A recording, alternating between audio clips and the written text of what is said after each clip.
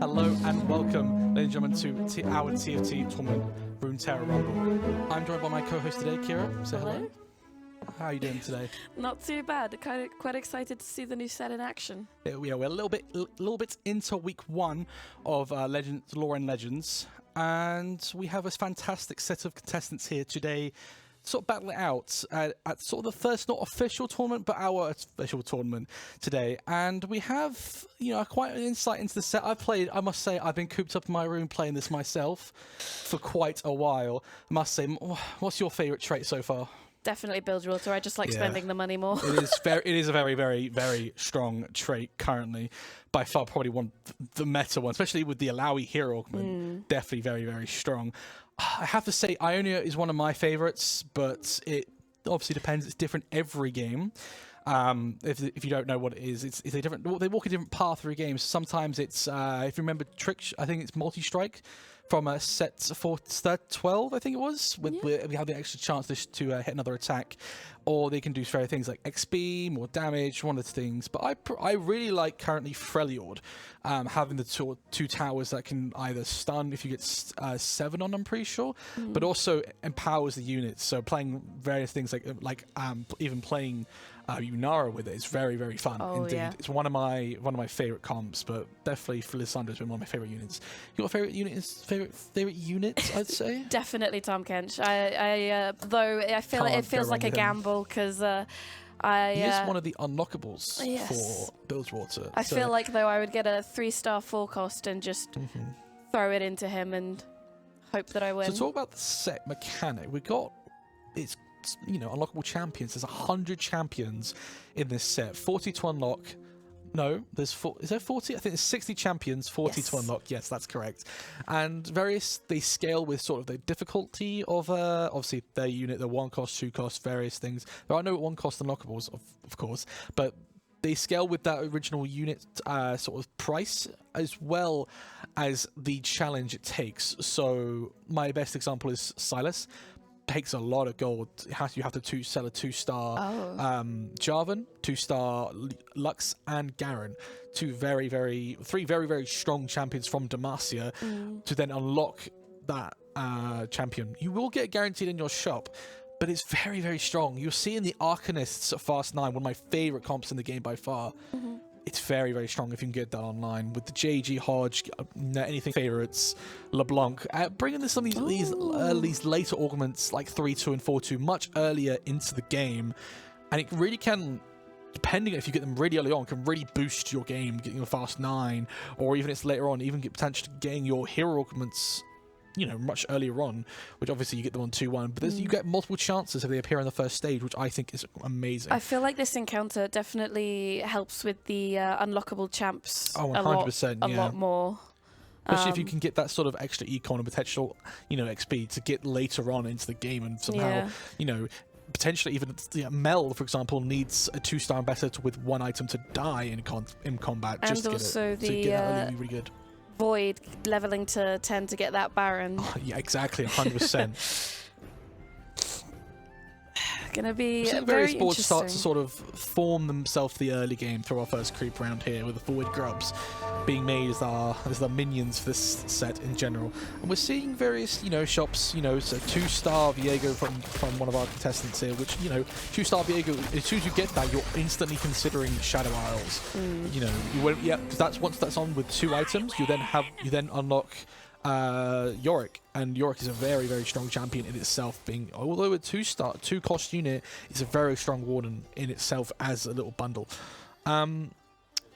Couple players looking over some of the traits here. We actually are looking over we have one of our big stumper looking over Noxus currently. Noxus is the summon trait for this set.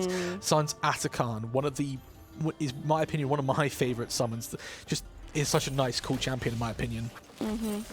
Definitely. I have a feeling, though, throughout these games we're going to be seeing a lot of reading as players get adjusted, which is fair enough, because I wonder if people will stick to just playing the core traits. Or... Yes.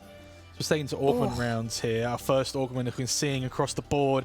Some of us are taking some gambles So a here. silver spoon there. Someone's taking some gambles, some taking sort of safer options. We have silver augments, unfortunately. So a little bit not great for the start of it, but we are looking at, looking around potential at the later augments into the game here. No hero augments. No hero augments chosen yet. Sad. However, they have a second chance in this stage at 2-6, I believe it is. Yep, just a little bit after Carousel, just before Creep Round.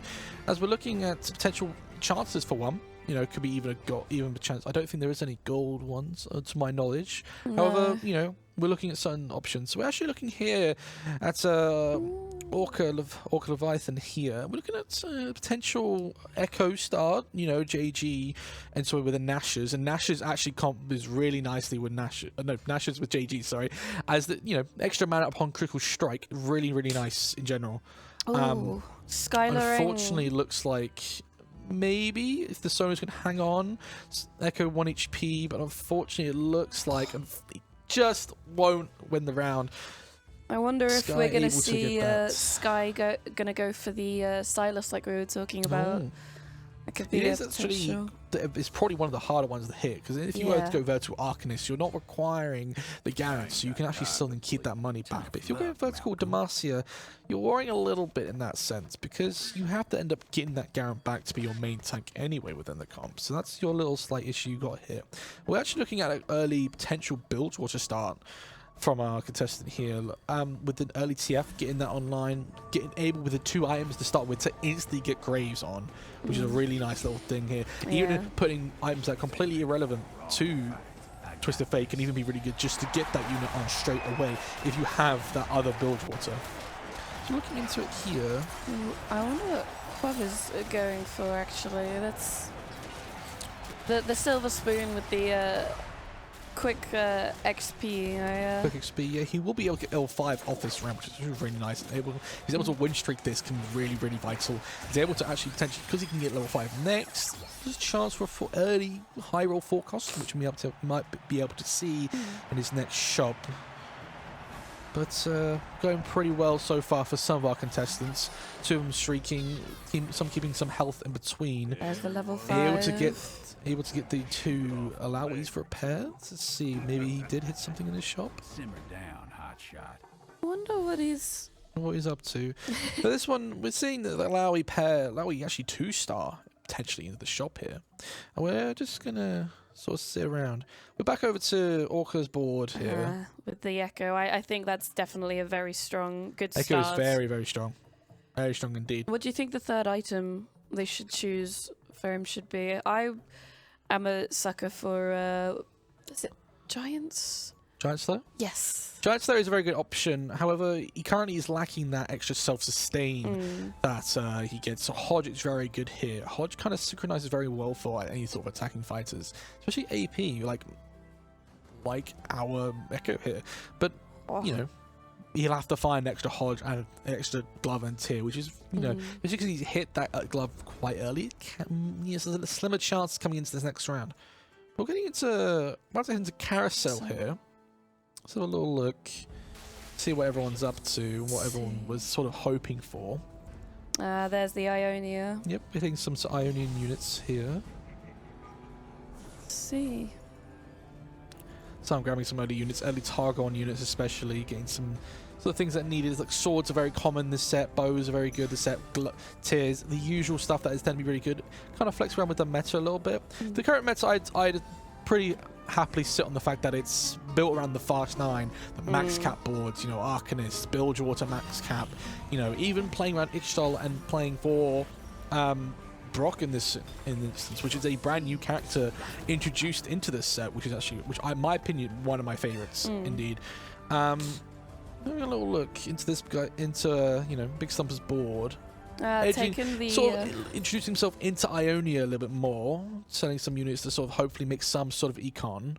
I think that's 2 people with the silver belt augment. I do quite like that with the especially the sparring gloves where 100%. you have to critical strike that some amount of time. Yeah. Oh, there we go. They're both going against each other now. Yeah, here we are. Oh, they're going for the Hodge. They're probably looking for the Hodge in this scenario. One thing actually, did you believe off? You never know. But one thing I actually want to mention is that this game, with Ionia wise, we're looking at, because he's on the odd level. Excuse me. Probably XP is the Ionia this game. So if he was to play vertical Ionia to a certain point, he's looking at himself as a very, very stable fast 8, fast 9 board. Definitely looking very nice here. sort of funny question mark pings around the map, around the boards. Looking at various things. Yeah, so he's looking into that sort of vertical Ionia board here, seeing into, you know, various things. We're heading into our next creep round of the game here, or next augment. Sorry, gold. my apologies, a bit early on this one. So looking at the options here. Pandora is seeing quite a lot amongst a few of our players. This set has been upgraded to a gold tier augment. I think the theory behind this is because, you know, 5 costs can actually become 7 costs, because they're not like in the same sense of how in set 13 they were a 6 cost unit and they were a completely different class as a different thing. But now we are, you know, they're just the same, technically the same, but just cost more because of the actual scaling they have. So example is Zahen, who actually you will need the Zinshao hero augment for, you know, various things. Another Ionia player here. I wonder how that's gonna, what carry they're gonna go for, and whether or not they're gonna fight for the same one. Essentially, it doesn't have to be just Ionia here. We are actually looking at 7 Ionia here, but don't have. They don't. They have. I'm just noticing this now. They have. Whoever has Zahen on the team planner, but doesn't have the Zahen, the Xinxiao hero augment, so it's unable to get that this game. Which you know, pretty sure it does require the hero augment, but we'll find out. I'm pretty sure it does. We'll find out in a minute. Find out later on. We'll see how it goes. Yeah, that's the items are looking quite barren on Quov here. He has got Pandora's, so he's able to freely reroll these items to sort of get into this a bit more. So we're heading into our next creep round here with Grumps, you know, classic for TFT. So players. Are they all level 5? Most of our players will be level 5 by this point. If they're not, they're seeing themselves either to level 6 soon, or even save themselves for potentially any 1-cost reroll, which I don't believe is part of this quite there on terms of the meta, except some of our hero augments. We'll see. See what they get out of this one. Some of them, you know, definitely looking like stronger boards than others. Some of them playing for more of a loss streak, potentially. You know, some of them for a win streak. Yeah, all that set is getting your board online as soon as possible, because you want to sustain as much health as you can to try and get this high cap boards, because there'll be points where you'll have to sack a few rounds, potentially even a whole stage later on, so you want to preserve as much HP as you can. This guy actually finds 2 Aries in this store, which is very, very good in my opinion. Yeah, actually also has 3 Sonos on the board, which, hey, maybe he knows something we don't. Could be very, very good. Has a Bloodthirst as well on the bench. Has it from his augment, actually. You know, various items this very set has been new in terms of the augments they have. So some before have had like Especially last set had a tier augment. We got a tier and it would increase, you know, various magic regens, which actually last set did get reworked from the usual blue buff giving, you know, 10 on cast, and now we'll just add more mana regen.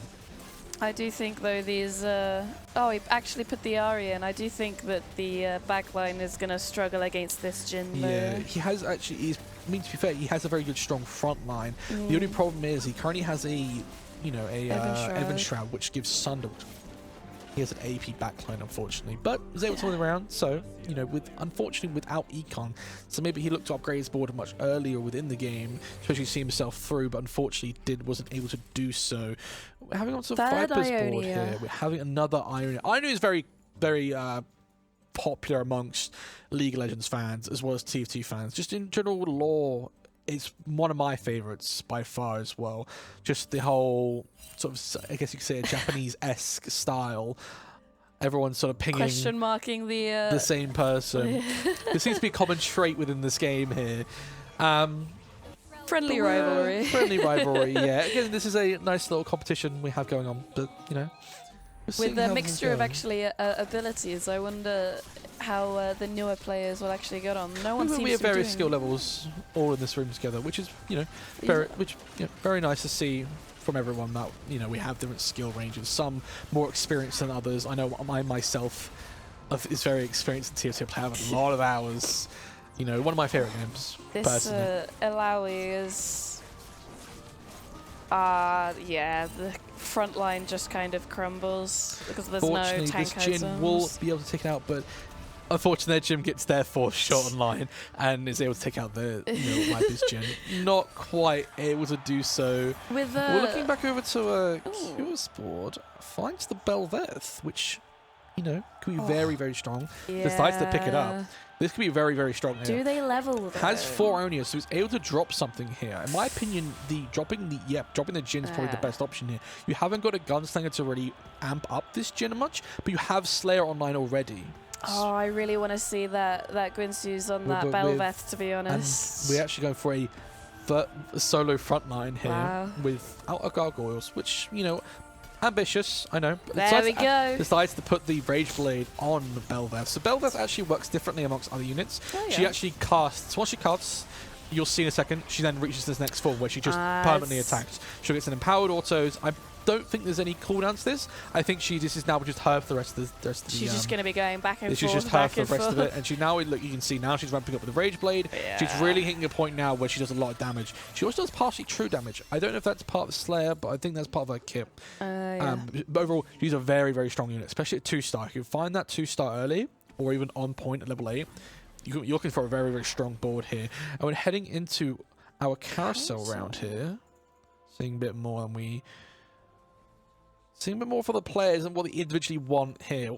Most of the players would want something relative to their board, or even if they see a unit they really, really want, that 5 cost, that 4 cost, you know, obviously no 5 cost in this one, there's 5 cost in the next one, but 4 cost that they really, really want is what they probably would look for in this carousel. Things that will bring their board to the next step and the really momentum. And they need to really, I think, one consistent thing we're seeing is we're not really seeing any chosen proper carries, except maybe now the Belveth, but that suggests that people are definitely waiting our next for that augment here. Yes. And we're heading to the final augment of the game. Someone's getting a little bit already, look, gambling with the dice on the right. You can see it's just the one hit. Able to get 3, oh wow, gets 2-stars of Nautilus. That's really, really good. Instantly, in my opinion, you can pivot into Bilgewater here. Absolutely. Because the 3-star Nautilus is very, very strong. In my opinion, one of the strongest in the game so far, probably in terms of 3-star tanks. Gets the Hodge online actually gets the Hodge online for Echo here. And I think he's looking for a Vi Echo game, but unfortunately has only found 1 copy of Echo here, which... But I don't really see anyone else using... the Echo, so I wonder where they're hiding. Echo is a little bit of a gimmicky, in my opinion. Not gimmicky, but more of a different style of carry. He has seen some success here and there. However, he's not the same Echo as he was a few sets ago. you know, but he's very, very strong in its right. You don't want to disrespect the Echo. And once you get that 3-star online, it becomes differently. He may be thinking, okay, well, I can't seem to go for a sort of high cap board for a first place here. So maybe he's wondering for, hey, how high can I get with just the Echo? Can I potentially get 4th as a minimum in this scenario? Yeah, that Jhin won't be able to stand against the Echo, to be honest. Yeah, the Echo is very, even as a 1-star with 3 items, very strong. Any sort of carry with 3 items is very, very strong. Also, let's see, he found a Belveth in his store as well, so maybe he's looking elsewhere with this now. We see Swain the build order. online. Let's go. Looking to Interesting various items. things. That's interesting items, but maybe he's just thinking for the long-term Definitely. thing with his board. Finds the Nautilus, able to get if he replaces, able to get 5 builds for online. That is higher rewards, able to be seen in his shop. MFs, various things like this. You can see now, items even. Really will elevate that that board. 100%. Unfortunately, I hate to say it, the Evan Shroud is unfortunately on the Draven, which he's not going to get that. You never know. We don't know how this Brit is working. He's not going to get the Sunder that he needs. And you know, the Void stuff is decent, but that's then a backline. So unfortunately he's there, but hey, he wins the round perfectly fine. Draven itself is a very, very strong unit. You can't disrespect it. So gets them dies himself. Treats himself to a nice Nautilus in his black market shop. Heading into our next creep round, we're into Wolves here. So we're about to head into this is sort of the point where boards start really forming here. You know, we're about to we're at the I'd say this is the big break point round in terms of not even Wolves, is actually just red buff now. Forgot, it's just the icon that hasn't changed. We're really seeing like this. I'd argue this is one of the breakpoint rounds when it comes to creep rounds in general. Yeah. Because this is the round before you get before you start pushing to level 8. It's the round before you start really looking at the end game boards. These really start coming together, and it's like, okay, it's too late now to really think about the next creep round stage. Otherwise, if I sack this stage, I'm looking at a lot of health lost. So you're really pushing this round to say, hey, I need my items now. Otherwise, there's gonna be problems later on. Yeah, really solidify that carry and what their board wants to look like so that they can 100%. just beat everyone. Also, I will note, we did just see, well, we didn't see, but last round was stopped Quav's win streak from the beginning of the game. Oh, so wow. that, yeah. So he actually heads into that round with actually not the econ he probably wants, which is unfortunate. We're actually looking at a very strong H-star board here with a 2-star Kiana and potential Milio items. So is it like what we're looking for in terms of this? Because Brock is, unfortunately, I'd say this late in the game, out of the question. Because we had to be able to redeem 500 points of this, and it's unfortunately I don't think we can. Kiana 2-star early game, one of the strongest slayers in the game, but this point you'll maybe start to fall off without any sort of sustain items. You just pure damage. You're then looking at someone who's probably unfortunately gonna struggle in this position. However, the rest of the board seems to be keeping up fine. Kiana is doing good damage, and that Sonic is just staying alive, and they're just able to just win the round just off that the front line alone. I do think that red buff PvE round is the turning point for Quav. I don't know how happy they're going to be. Oh, I see. Actually able to get the Dark in online too, as well as the sets. We're actually looking at a very, very strong board here. The Yunara 2, Yunara at 1, as well, like 2, I mean, I'm not trying to say in that size, but we actually have an Aatrox with double Bloodthirst to Evan Shroud, so he's going to consider get that shred on. But that's a very strong board coming into this round. Glad to see they had the sense to pivot and not continue a loss streak. Just shy of 7. He's realised it now that he's just now unfortunately unable to get the 7 iron online, so he's going to miss on that select experience here. But just looking just straight go, hey, I have XP or technically XP. Oh, look at that Yunara. Yeah, Yunara's very strong. I can see it happens very often when a set releases. 1-4 cost, very, very strong. Typically, it is one of these like this, Yunara. One of the carriers. So Athelios, for example, is a very common one for a 4 cost to happen. Various other sets that happen as well with like kits, they're very similar. They typically tend to get nerfed into the ground the next patch. So be wary that You may love Lunara. I love Lunara. She's a great ADC for me as well in League. I love League. And then we have, and in this game as well, very, very strong. By far, within PBE, within the first half week of this set, has been a very, very strong unit, especially backline. Whereas Ionia, Freljord has been very, very good and very strong. So actually seeing a Yordle board, which is very unique. Especially, I haven't seen Veigar as much because it does require the double death cap, which in this case, they've able to get this online, which is, in my opinion, very, very, very, very. We're gonna see a Max Yordle board, surprising. do you think?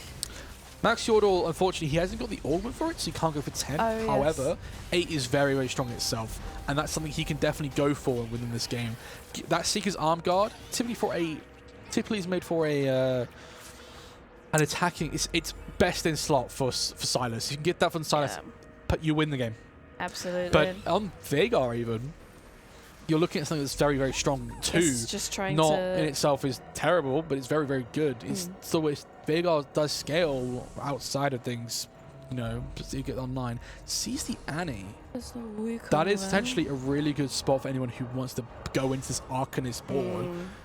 Absolutely. And he looks like he wants to. He does take it. Whether he's going to utilize it as much as he wants to is another question. And he works it differently in terms of like actually independent units. So she also is like a silent unit herself. She has a partner, Tibbers, and does, of course, when both go online, they actually, Tibbers counts, unfortunately, not like Atakan in this situation, where there's a separate, you know, it doesn't count to it, but also a work like Galio does. Galio is actually off the board, does count towards Demacia, but when Annie is placed onto the board, as you may see if we switch over in a second, works the same as like Tibbers does. So Tibbers is that once Annie's placed on the board, Tibbers comes onto your bench, and then your options is like, hey, I can play this.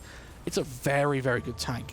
Applies wounds, burn. I'm pretty sure that's Annie, I'm not mistaken, but actually contributes to Arcanist, which I think is a very, very unique thing. Because typically when this happens, it's one of those ones that doesn't apply to it, you know? And we see the 2-star Echo. I wonder, just beating up this front line. That's crazy. Unfortunately, yeah, this Echo with the Super Trinity Force as speedy. well.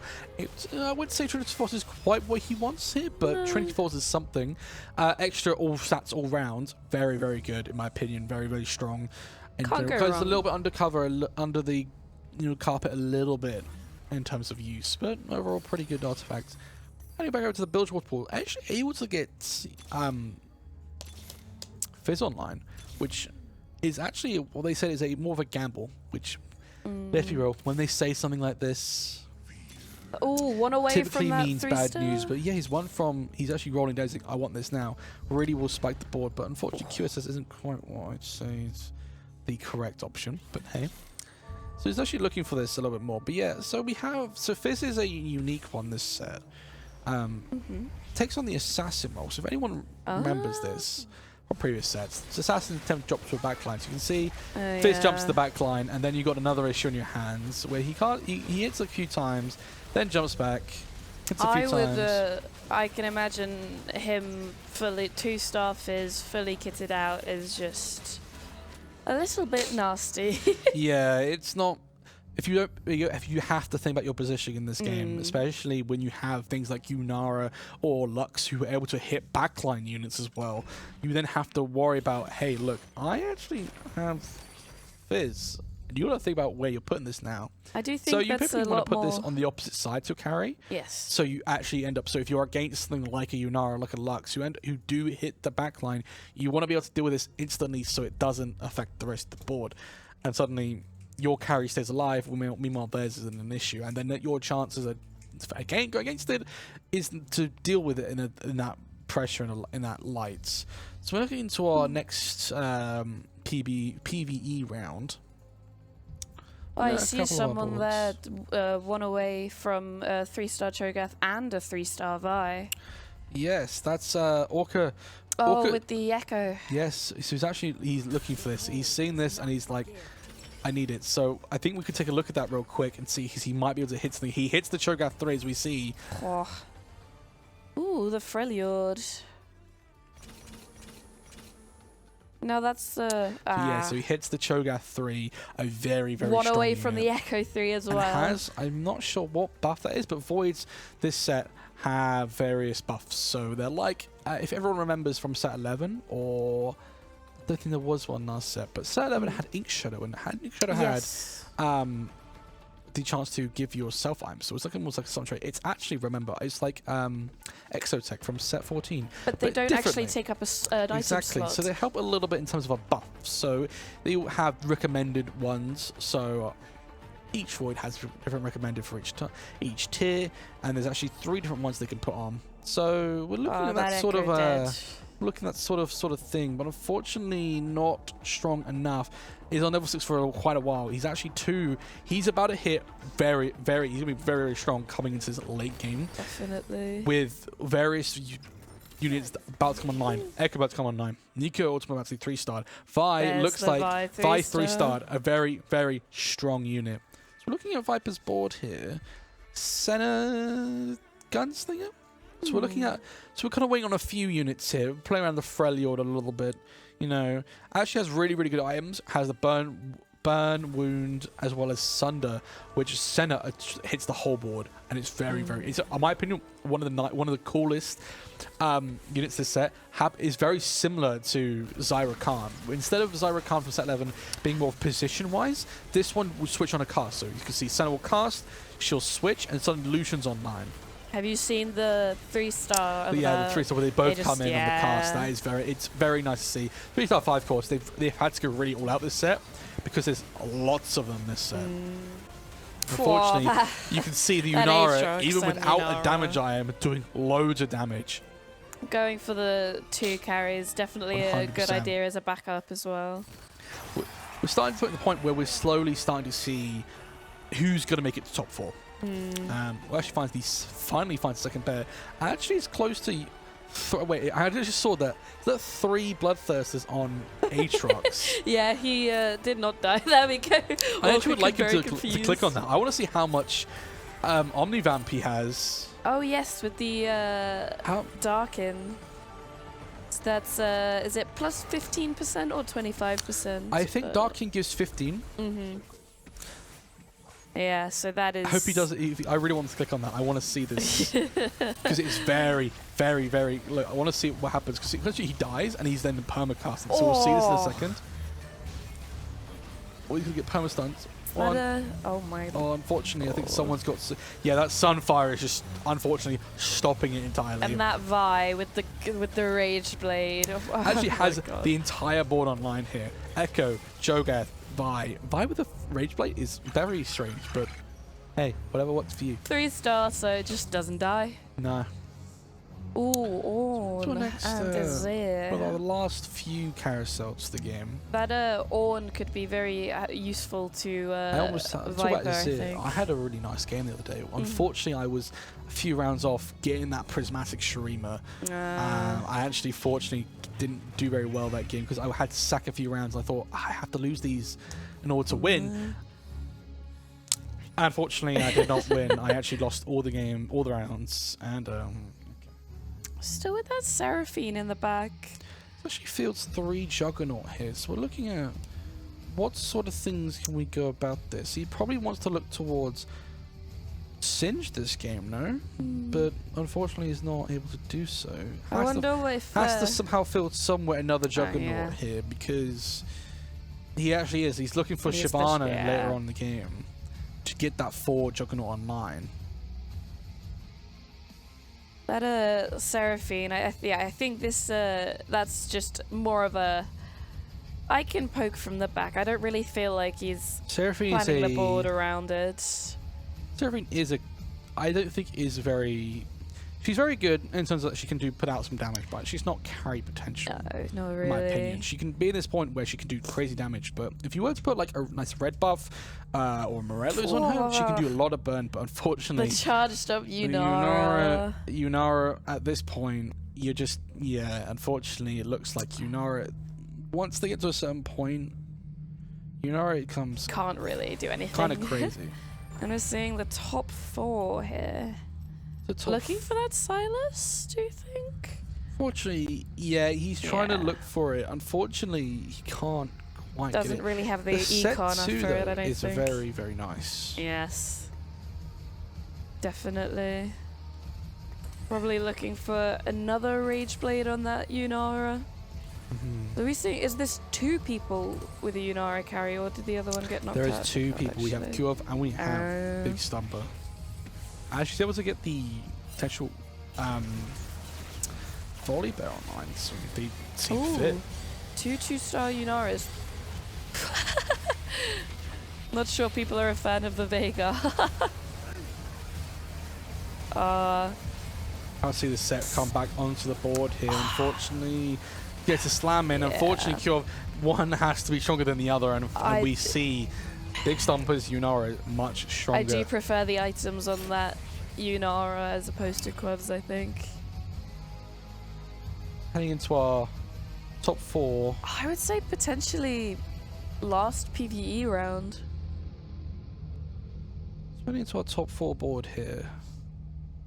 Looking at various... Oh, that Aatrox, is that... Looks like 81%, or am I seeing things? Probably could be 81%. That is one beefy, or not even beefy, just strong. Bloodthirsty. Very bloodthirsty. You could say bloodthirsty, yeah. 65% Omnivamp, I think that is. 65%? No, that looks like 85% in my opinion. Wow. Under completed items. Probably going to be looking for that Rage Blade for the Yunara. This sort of set of health is very, very close to this game. We're looking at very, very definitely potential. He's looking at that Death Blade goes on.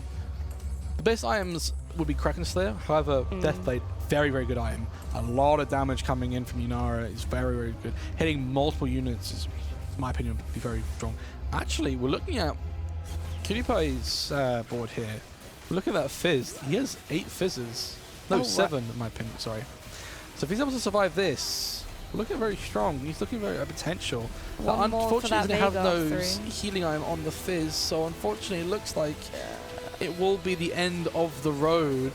Not sure. I think that's Seeker's Arm Guard on the Vega. Unfortunately, will be the end of the road for them here, and we're heading into our top 3. The Seeker's Arm Guard on the Vega, I think, potentially was just taking up a slot that could have really, like, maybe been used for like a dual gauntlet or something like that. Hit that 2-star here. Wow. Potentially looking for that next unit on the board here. Looking potentially for a 4th Slayer, in my opinion, would be what they want. Volley Bear 2, maybe? Time is ticking. He's got to make his options quickly, otherwise his time is running out. Decides to sell. Looks for a Frelia Warden, potentially. Yeah, that's good enough, he thinks. Something online, more front line needed. He's looking for that extra Slayer, it looks like. Just get 4 on the board. In my opinion, at this point, you drop 1 to get something else on, like a Quick Striker. Because currently, Yunara does not have that right now. And you're really, in my opinion, you are lacking, because that's really missing out. Because there's the extra ramp up that get. And unfortunately, look, you can see it's just his Big Stomper's fucking, excuse me, Yunara in the backline right now. That Aatrox. And that set is unstoppable. 1 JG, Edge and Knight, and a Hodge. 3rd place, unfortunately. And it looks like if things end up going the way they are, this is where it goes. Finds the Garen 2. Bring it does out. not decide. Thinks, no, I don't want it. Was that a misclick, do we think? Don't think so. He didn't pick it up in the end. Ooh. Finds the 4 Bruiser and the Quick Striker on for Big Stumper. We're actually looking at the final 2 now. Our players, you know, the Echo board reaches its end here, as well as the other Ionia board. Really, really strong units, really strong boards here. 110, 18. Unfortunately, it looks like one will go one way, one will go the other, and it looks like, unfortunately, if Yunara's in trouble here, though, the backline, if Echo can somehow guide another big damage into it, then it looks like potentially we're looking at other outcome. Seraphine, the set just destroying with the true Unfortunately, it looks like maybe we have very, very close, and it looks this could be anyone's game at this point. We're coming into a final carousel of the game. And you were saying you didn't know about that Rage Blade on the Vi. It seems to be working, I guess. Rage Blade on the Vi. Vi does knock up. Vi does cease crowd control. So that's things really, really big here. Someone goes for the Ornn here, just a tier, unfortunately. We're looking at various boards here, and we have to make sure that have utility. We have our Shred, we have our Sunder, various boards thing. We have our Sunfire, we have our Burn, you know, various things that we need. Unfortunately, it finds the 2-star to make it. Unfortunately, already has Burn, so I'm not really sure why they went for this Swain. Maybe it was just like, hey, what if I need an extra front line? Need it. They can't get it through it, then we're struggling. Actually has decent amounts of Yunaras here, has 6. So we're looking at potential, hey, it's anyone's game if they get Yunara 3. There's not really way to we're at point upgrade now, it though. Look at Orca Leviathan's board here. Both boards, I'd argue, in fact. We're at a point now where upgrades can't really be made. It's just, hey, can we position correctly? And can we make sure that our damage and can we somehow high roll into Oblivion and get our Yunara 3, and that wins them the game. This set I really hope we see something like a 3-star forecast this tournament. Fortunately, it looks like Yunara, the positioning will be the difference maker here. Time is running out and health is running low. There we go. And Big Stomper will take game number 1. 8 points goes to him. He takes it. Yes. We head back. Of our first winner. That was a really, very close game. Definitely, wasn't expecting that. In the top 4, keep it very, very close. But unfortunately, it's Big Stumper that takes the win for the first game and claims 8 points for his Swiss total. We have 2 more games left to go. It could be anyone's game. Unfortunately, if Big Stumper can clutch up another first, he will just win anyways. So, let's see what happens. Who do you think is going to win? Do you think he can do it again? Maybe, but I wonder. I think only if it's the same strategy. I'm not too sure. Right, well, we're going to cut to a little break here. Maybe have a little talk to little players. We're back in a couple of minutes. See you in a bit.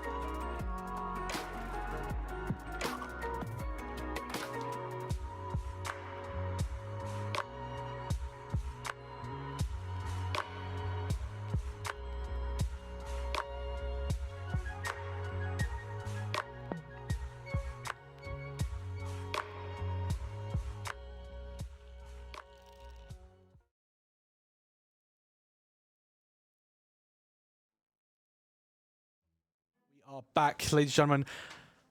What an eventful first game so far. Very exciting second game to get into it. Big Stumper took the win in the first game, claiming himself 8 points. Kyo getting 7 points.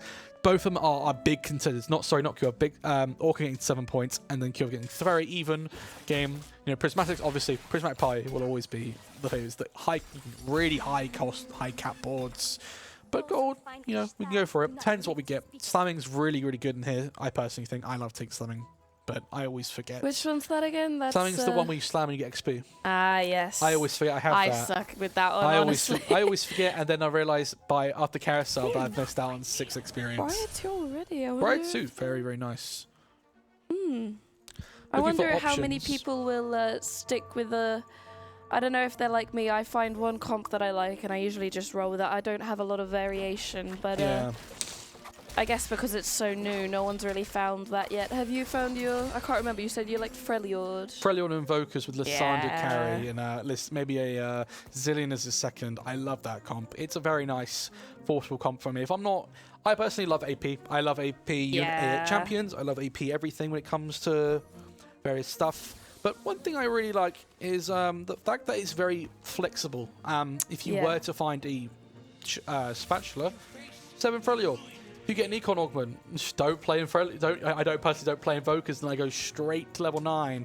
Depending obviously if I can hit nice early Lux and Garrett, and then I'm capping up my board with Silas personally. That's how I play.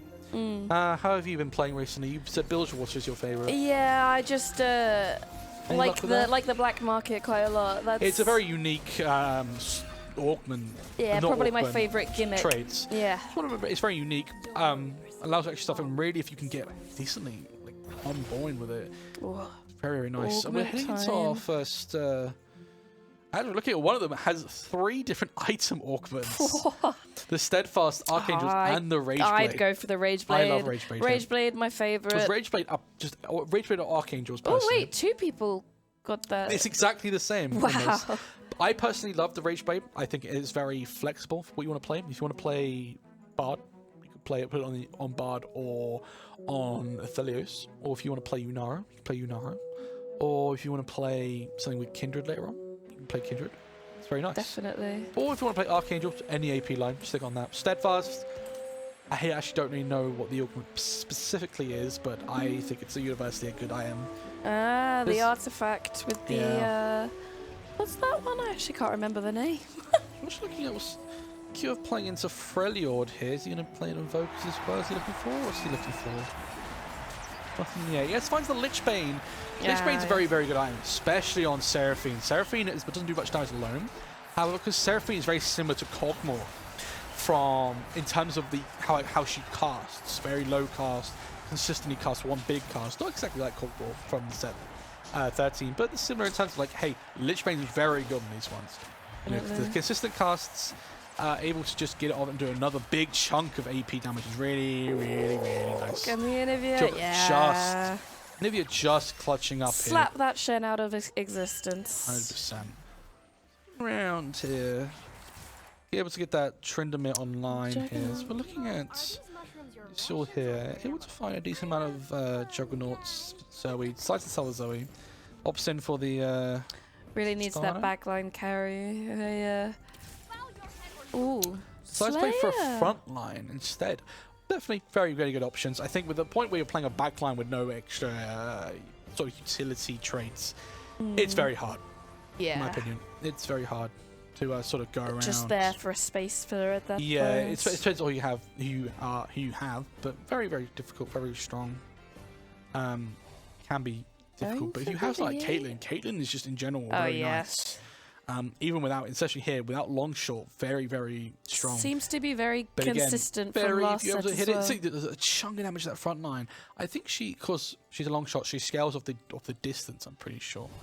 So if you're able to position it very nicely, with little gaps to where the front line. The Alawi versus Viego 1v1, just barely anyone died. Yeah, this 2-star Caitlyn, I think, would just win over by far one health. of the best early game carries. Yeah, for sure. Fortunately, I would argue Jhin has that potential to outscale her, but with a Rage Blade, definitely. So it looks like one person's... No, I always just thought it was for a second. Unfortunately, not going for that Bard early game. But has to roll 2 more times. One more. Can they decide to level instead? So I'm not sure what they're going for right now. But maybe they'll surprise us. They did pretty well last game. Yeah, yeah. I think potentially going for that. Looking at the quick striker, I would love to see a quick striker game, honestly, with rage blades, just as much attack speed as possible. 100%, yeah. Now, can this Viego? I don't think. That shield though saves the chunk of damage from the Briar. Not enough for. Oh yeah, she's just.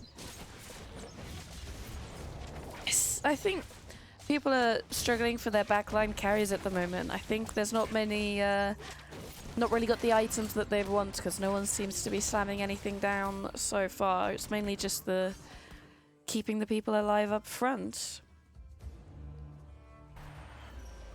Now let's see the carousel. In the carousel, what options are Quick striker open to a lot of people here? Yeah. Looking at them. Okay. Okay. I feel like people will mainly be looking to get those items to really solidify their carries, because no one really has, as I said before. I wonder what I honestly think Inu is what pushed these guys to sort of the XP is very strong. But actually, we're looking into Is it Viper the XP here. again? Now able to look into Shadow Isles here. I love Shadow Isles personally. That was But it one of the requires previous sets I the loved early it. game Viego. If you can get the early game Viego, you're instantly considering Shadow Isles. I love Shadow Isles. Being able to play around a really nice, very, very strong 5 cost, like Thresh, very, very good. But it does cap out, I'd say, relatively early. You can win out, Interesting. but it requires a Thresh 2 to really win out with, and everything else. It's very, very difficult. Viper decides to sell the Nautilus and go for the 3 quick striker instead. I wonder if this. I don't think. Yeah, the problem he currently has in terms of items is that this IE would probably make its way onto someone else later on. Viego isn't technically part of the late game board in some areas. However, it's seen as a item that can go on Callista later on. Unfortunately, Callista is a vanquisher that, if the trade comes online, already critically strikes. So, what does he do here? He probably should look for another option in terms of it. Probably not to play Vanquisher, or he plays it and relies on the big critical strike damage that happens. I think that's what he can do. Shadow Isles coming online. We actually have another Shadow Isles player, which is very, very nice to see. Does fortunately mean it's got a lot of contention between the two. Kind of struggling for any more 2-stars, because I think that's really gonna hurt him this round with only the Viego 2-star. I think the current problem that this L'Oreal has is that they are putting a lot into the early game boards in terms of rolling, wanting to upgrade these units, getting as strong as they can so he can push through. But the problem is he's putting in these money and he's not getting much out of it. He's not streaking. He actually 3 lost streaks and he's going to 2 streaking, which will give him +1 gold. But the problem is he's not able to, see the benefits of it so far. Yeah. He's not seeing it. So heading into our next into grubs, sorry here, and we're looking at the opportunities. Some Bilge Water, some Noxus. Yeah, we see someone one Bard level. player. Ooh, I love Bard. Yeah. Love Bard. Although I hate playing it in game because I'll see it. I'll scout around the round before carousel. No one's got it. As soon as I stop scouting around, I then roll for my 8 gold. Suddenly, 3 other people have Bard. So convenient, the timing. I'm like, 3 other people have Bard. I'm like, okay, what am I meant to do now? So it looks like in this position we have a really nice non-contention for Bard. Bard is very hard to sort of make use of in this sort of, it's really hard to make use if you haven't got that front line, because it does, you have 3-star multiple units for it to really do well. Because every 3-star gives them an extra meep, and that's obviously the meeps are this cast. So it works around that. Freljord. So looking at a Freljord, probably Lissandra. It looks like Lissandra. Freljord.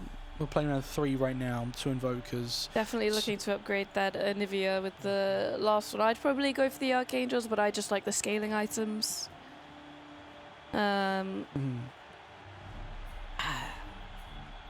Probably just looking to destroy the front line and... It's like I hear someone pinging in the corner. I'm like trying to think about what that could be, but it seems like we had a bunch of friendly pinging last game. I'm just going to assume it's the same. Yeah. See how much... Poor. That Scion is not going to live for long. Fortunately, looks like that Nautilus is too strong for Nivea to take down. Yeah. Front line is lacking just a little bit. Yeah, I definitely look for going for those tank items next, and maybe not for the carry. Oh, into our next augment rounds here. Couple options for some people. Pandora's items, Pandora's bench. Some a little bit stronger than others, but we're looking at this now. See what people take. It's various options they can take. Obviously relative to them. If they want a fast state, something to give them XP is really, really nice. But yeah. if they're thinking something a bit more risky or econ-wise, then they can take that. Yordle. Oh, 6 Yordle. Nice. Not really got any proper carrier here. That. Yeah, so the items are a bit split, unfortunately. Yeah. Which we're seeing from the health. It's unfortunately making a bit of an awful situation for them. Probably going to be looking to get that Fizz unlocked as well. Yeah.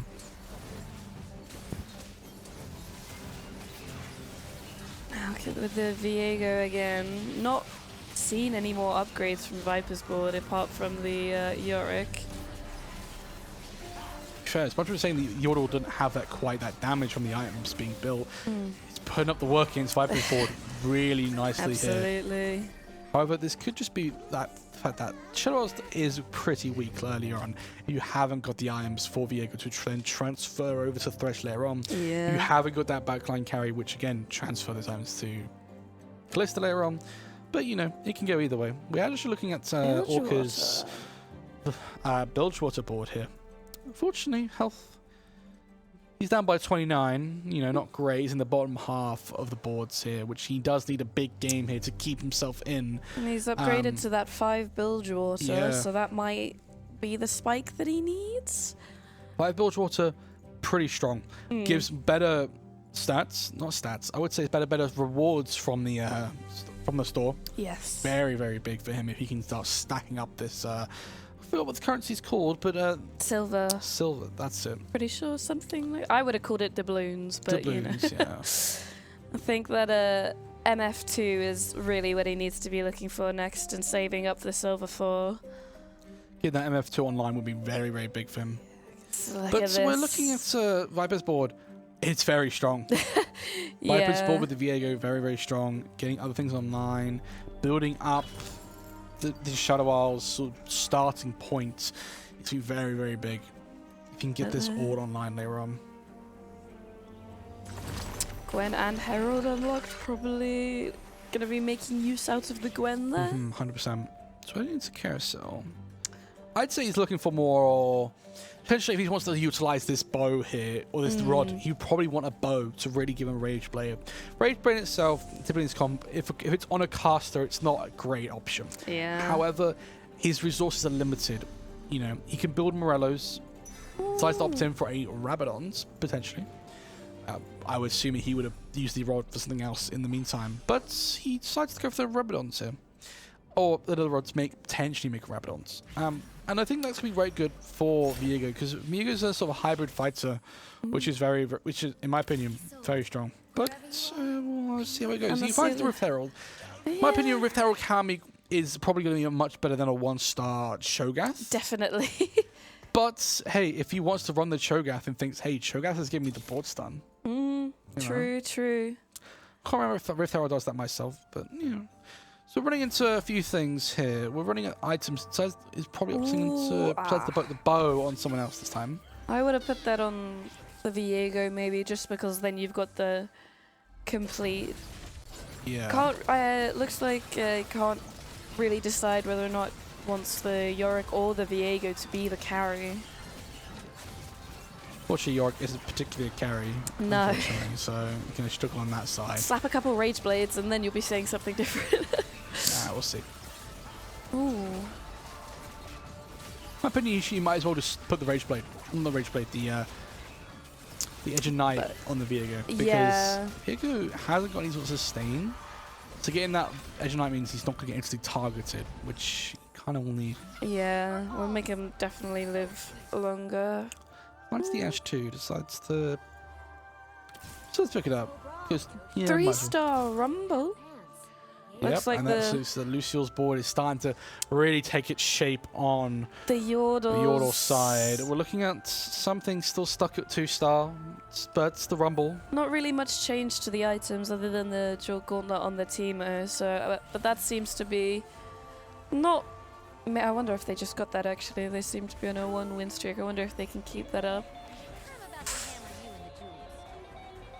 That is nice little guitar solo from Quov. I think this Rumble here, though, the damage on the Sunfire is probably going to be the winning.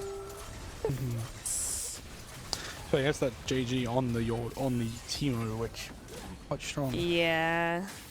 Able to hit the backline here, doing pretty significant damage over time. Emilio can't unfortunately, you probably won't quite get the win in the round, but Lucio does.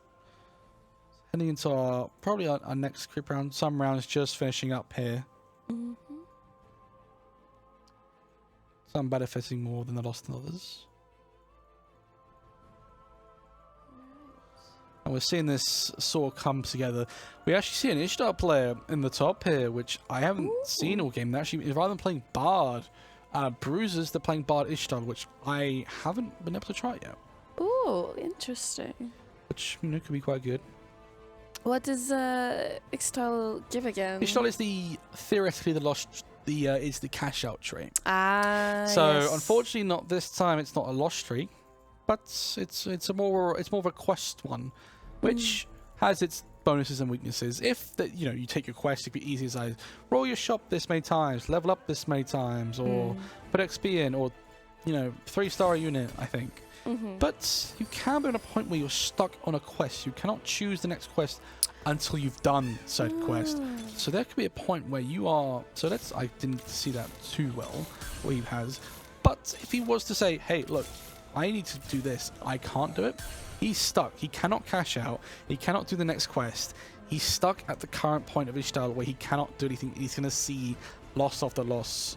Or potentially win, I don't know. If he needs to lose, then it's pretty easy. But if he needs to win and he can't win, then there's another problem on his hands where he needs to win, but he can't. And then he's stuck with mid cash out.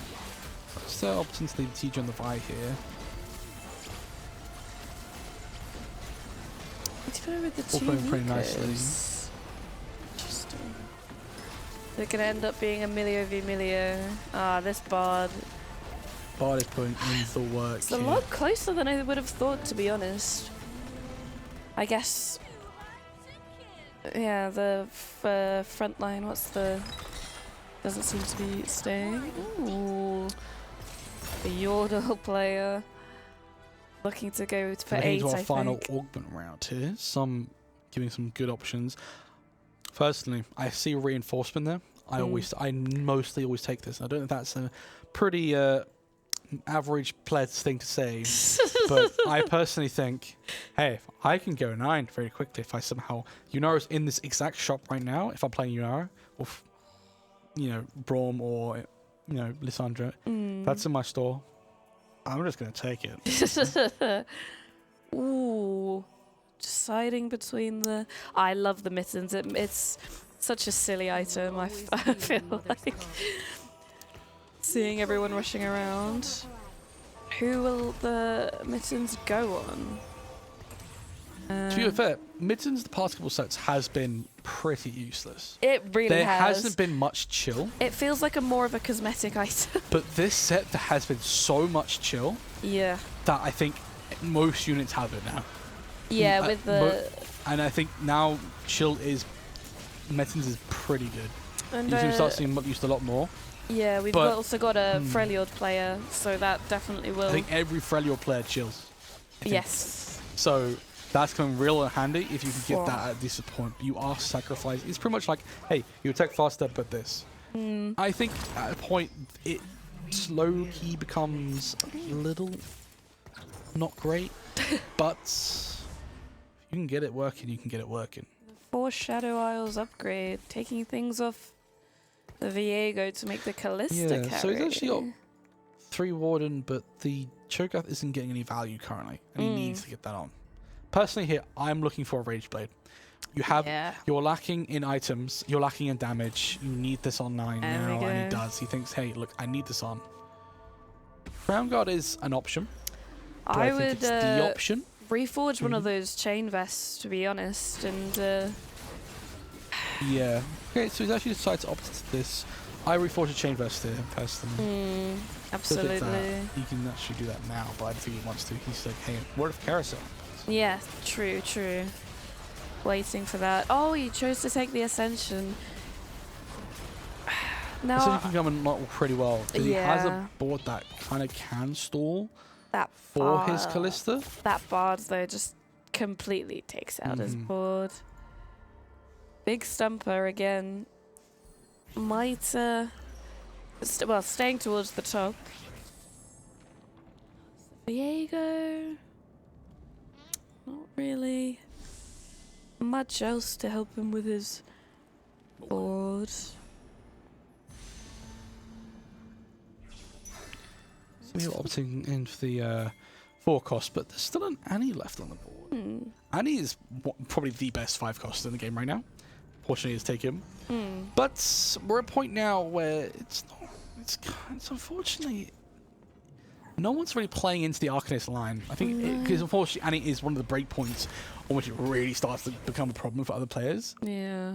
Imagine having seen Sky 1 away from his Nautilus 3.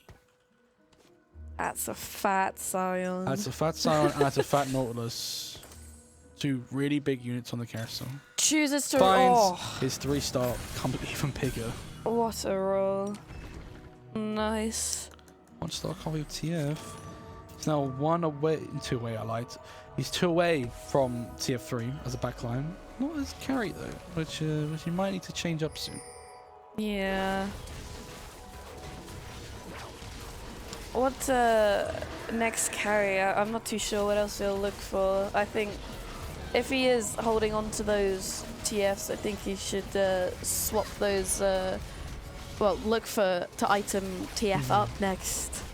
Honestly, but that Nautilus just gold farmer. Honestly. Yeah, this augment is pretty strong.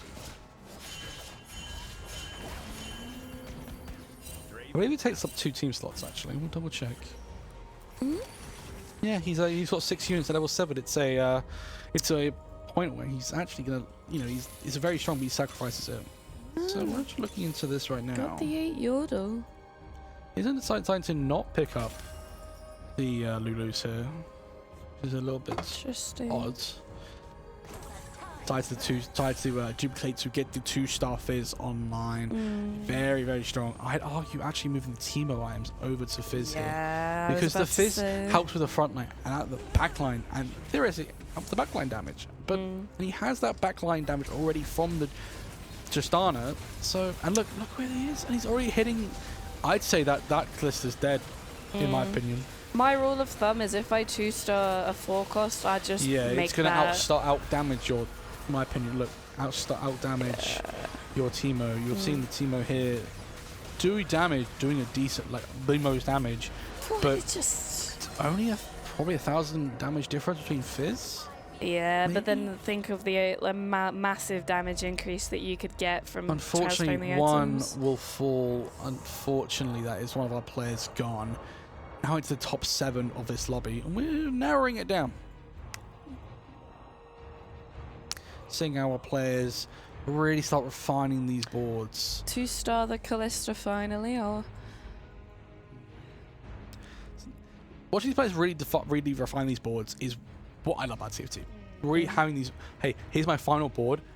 I need to make this as strong as possible. And Absolutely. I love, this is the part where it's really exciting. Say, hey, I love the early part. What position, what road am I taking this game?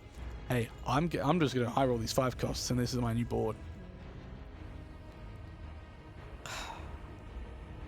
Skylar Ring on the win streak as well. Still on a win streak from ages ago. And we sort of thought their board wasn't quite what we thought would win, but hey, they're doing plenty. Yeah. Oh, one more away from the Yorick here. Still choosing to keep that edge and item. Not able to get that Callista too though.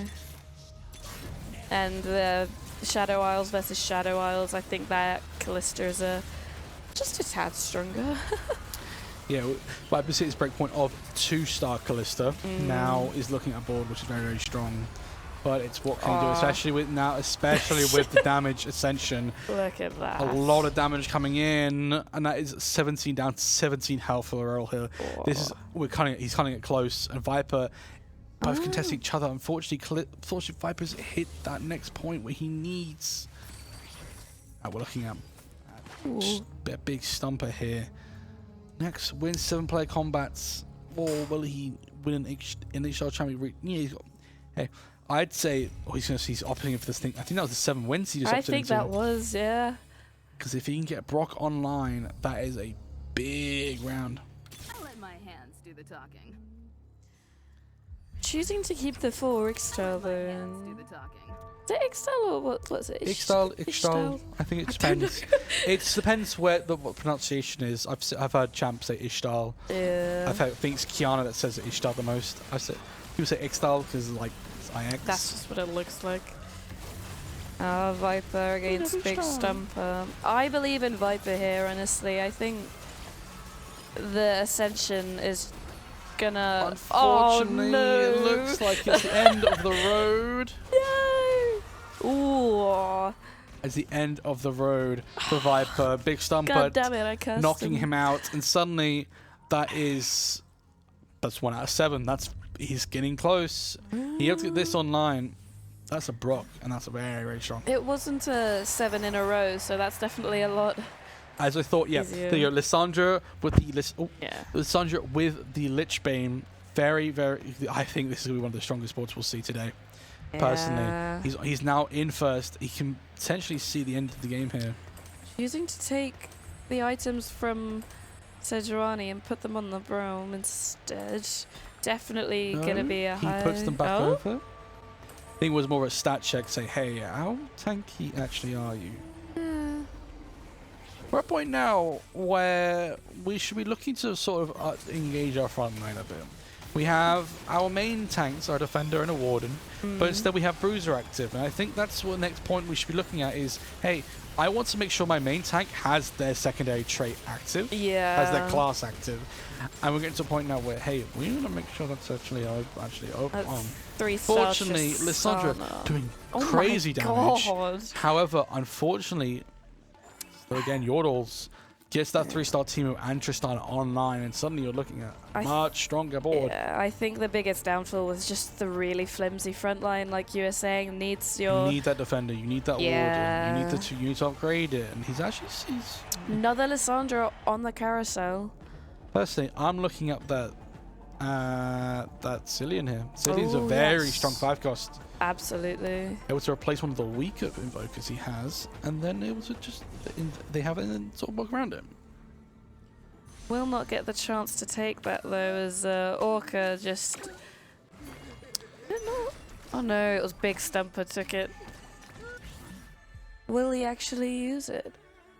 He's the gunslinger. That's a very strong Bilgewater game I'm seeing, and that's Tom Kench. Please. So Roll wants to find it though. Is he going to do it, or is he going to wait till next round? Roll it, come on, roll it. Yeah, come on. Roll. I want to see Tom Kench. Come on, roll it. Come on, no, he's being safe. No. No fun, is he? always one person that's a little Potentially looking to save the econ to go for 9 though, and have more likelihood of getting that Tom Kench. What's that 3-star? Is that the Yorick? Yeah. This Yeah. T-Hex is one of the strongest units in the game. Oh my. If you can get this with good items, it's very strong. Unfortunately, we are seeing Vital. 1-4 here. Orca knocking out, I think, Lorero? Yeah. Yeah, unfortunately. And now we're heading to our top 5 here, ladies and gentlemen. Another Boards close are- game. Another close game, a very, very close game. Just, I'd say, less than 12 health in it. 13, 14 health between our players here. I was right. Orca went 9. Now this It's, 3-star Bard. I wonder. 3-star if Bard, that, and that is a tanky front line from Sky here. Everyone getting those 3 stars. Oh, chooses to. Change up the positioning. This is where, unfortunately, he has 4 out of 5. And that's where we're now looking at the problem is really starting to lie within our team here. That we actually are unfortunately unable to get like any sort of damage boosts. We actually should be looking for, well, since one of our carries is a Slayer, one of our carries is, I'm pretty sure, an Invoker. We have Invoker on though. Is, you know, on Arcanist, we should be looking for these extra points. Definitely. Extra things. It just adds on. Unfortunately, he's able to win, probably able to win this one. But it's going to be close, unfortunately. You know, his front line barely surviving. If that one falls, then that target moves on, and then suddenly you're looking at a very even closer game. Definitely would. That front line though, even though they had a lot of health, their health did go down decent amount.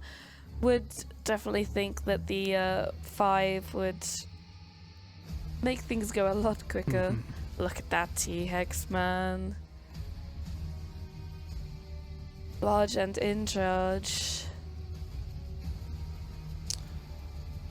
One of the bigger rounds that we can see out of this, because we're now about to end into our top 4. We are so close to seeing who's really going to get the main points in this stage of the game. 2 RAs, not quite what he needs. I'm actually sure, was that 7 in a row, or was that 7 combats? 7 combats. 7 combats, not in a row. So he has to win a few more. Whether there's even that much left in the game is another question. But if he's able to get away with it, then there's another point of, hey, that's another really big piece. Besides the seller? No. So we're going to go with, actually, give us board here. Ooh, level 9. 5, and actually able to upgrade this front line massively. Yeah. You know. So we're now looking at very strong, very strong board here. Got 4 Lissandras. But unfortunately, he is on, what, 4 HP. Will he... He has to deal with this fast, this Fizz fast, otherwise it's going to become a problem very soon. Able to get rid of it. Now he's on the back line. Unfortunately, Sandra will fall. And now we're in another issue. Hey, your main carry is gone. What are you going to do now? And unfortunately, it looks like this is the end of the road. The Tristana was just pumping that damage the road, unfortunately, the headset is off. Zig's unlocked. Zig's but unlocked. You're dead. But now we're in our top 4, ladies and gentlemen. Top 3? Top 4 and top 3. Wow. I mean, wait, Lucifer's hit a Fizz 3. I just saw that aside. We have to see this. Oh my god. That Fizz 3 has won them the game. That's insane. Everything is freestyle except the... Come on, change the items, please. You have to move these items over. Please. I'm sorry. You have to move these items over. This is just too strong. Please. Move it Yes. over. I know you've seen it, but you have to get these items over. Please. Yes. Yes. The Giant Slayer is fine. There we go. The JG, Void Stuff. I'd say the Void Stuff. At least they're seeing it. The Void Stuff is going back to go on. But unfortunately, that has to be game. That has to be. That Fizz, I've not seen this that. damage. We'll actually see the damage come in. And just one shot, 2 of them. Fizz my is God. just denying anything from this board here. Say, hey, you back line? Nah, that's gone. That Bard's crazy. gone. Big Stumper's out of the game. 20. Heading into, is that top 2? Yes. Orca, I think that's back-to-back top 2s. Yeah, actually, yeah. Because he didn't win, unfortunately, last game. So if he wins this, 3-star he's in a Nautilus. very good spot. I think.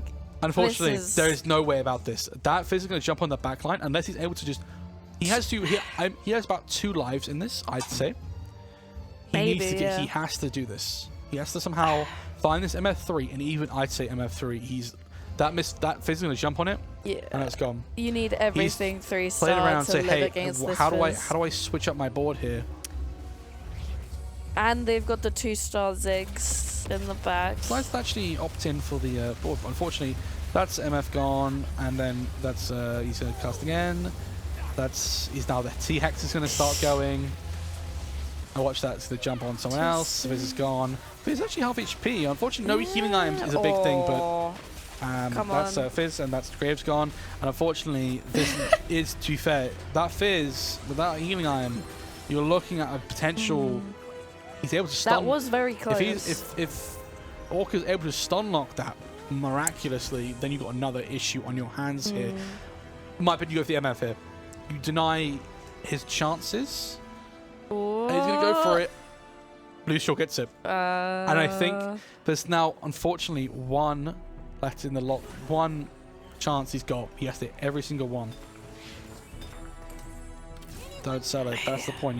You leave it out the pool. You find the net, and it's gone back in the pool. That's the one thing. Looking for that cannon. Not really sure We if have to it, see where it is, unfortunately. Cannon 3-star. I can't get it. I don't think it matters at this point. Really. We should see how Orca's doing with that MF. Because if he's close, unfortunately, no. He's on 6 out of 9. It looks like he's going to be short again. Yeah, Nothing he can do. Decides to alter his front line a little bit. Fizz jumping away, but just the about to assassin one-shot the Fizz, T-Hex, and the T-Hex is down. Fizz on the back line just dismantles. Oh. Absolute work of art. Absolutely. And that is game. Lucial filthy. takes game number 2, 8 Swiss points. What an outstanding performance from Lucial here. Heading in, that was an exceptional game. We finally got to see a 3-star 4-cost. Hoping obviously a 3-star 5 cost. Does that mean next game we get a 3-star 5 cost? I really hope so. Oh, I want to at least see a Tom Kedge. I really want to see a Tom Kedge. We almost saw it. He unlocks Tom Kedge, but unfortunately didn't see it. Very, very close. Unfortunate. But we got to see a 3-star 4 cost. The scores are very close. Unfortunately, Orca shy again. Put himself in a decent spots. Definitely. We're going to cut to a little break here, but we'll be back in a bit. We'll see you for game number 3.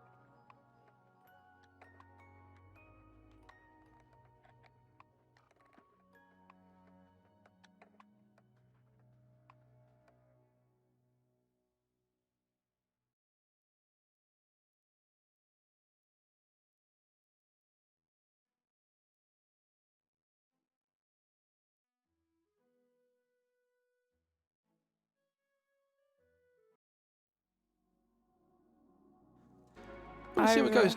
Yeah. Recap from last game. Close game. Orca again, second place, unfortunately. Our winner from the first game. We're getting third, so they're tied on points. But we found a 3-star fizz from who saw this game. That was... I wanted to see it. I wanted to see a 3-star forecast this game, and we saw it. And wow, the damage was insane. Just jumping the backline and one-shotting them. It was insane. You have to see this again. I want to see another forecast, 3-star forecast, or potentially a 3-star 5. I really want to see some high cap boards here. Unfortunately, so I want to see a and this is really important for 2 of them. It's all or nothing to take the crown. What will they do? I think the 2 component anvils, do you go for during the minion round or do you wait till after the augment? Always wait till after, personally. Yeah. I say wait till after the augment. Because what if I get something? What if I suddenly get an insane hero augment and I've just built a Rage Blade? That doesn't take it. Well, I always try and go for the Rage Blade, but that's just me.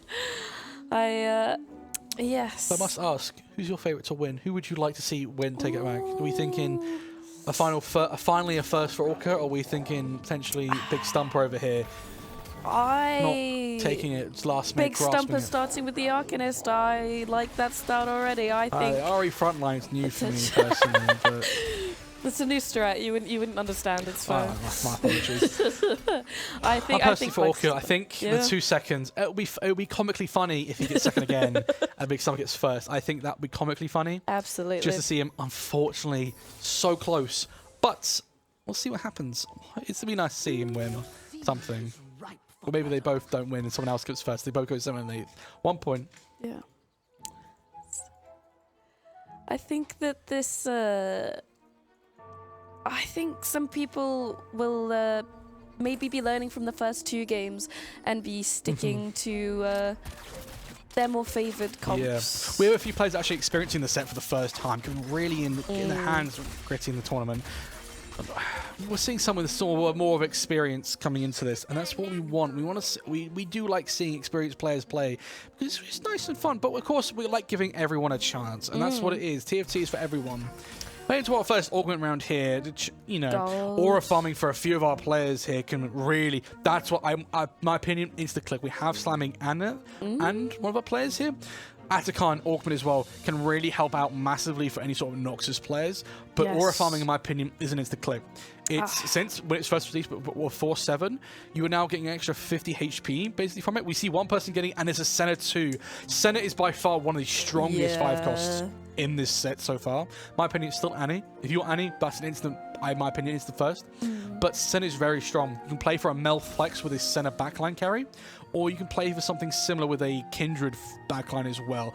I think that's the options are there for you to really explore and really put to the test here. But it's important that our player here, Sky, really focuses on his econ here.